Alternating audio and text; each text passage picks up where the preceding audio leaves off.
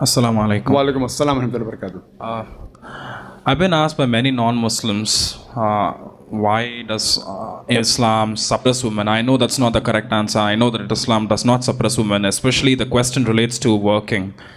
Muslim women are generally preferred to stay at home. You clarified in your last talk, I've listened to quite a few of your lectures, not all of them, but quite a few. You have also clarified that women can go to mosque, but in India, places like India and Pakistan, women cannot visit mosques. That's because it's a man-made rule, not God's rule. But what is Islam's opinion regarding women making a career for themselves if they observe modesty? There's a question that there's an allegation by the non-Muslim that Islam suppresses the woman. But the complete answer, you can refer to my video cassette, Women's Rights in Islam.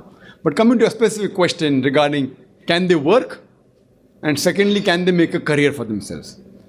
Can they work? Point number one, that it is not compulsory for them to work. Like for a man to earn his living.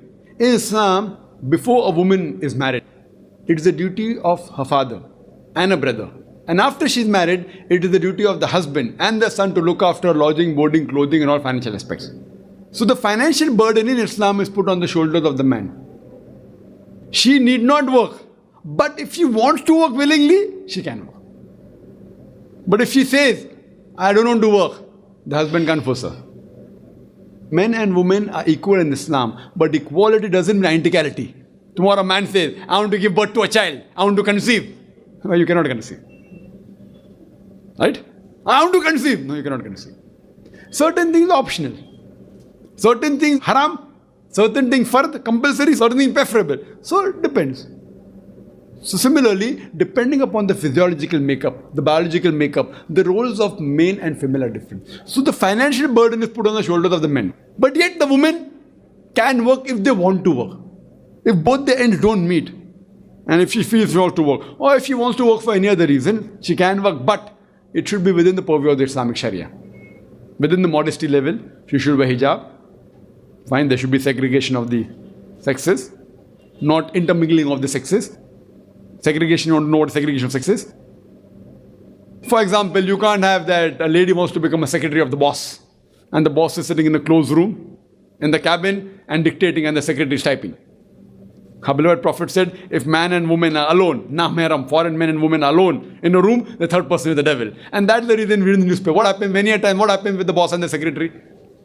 Many a time the boss tells the secretary, why don't you stay a bit late? You know, I've got some extra work. And you know what happens after that? I don't tell that. That's the reason you see. So, it is natural.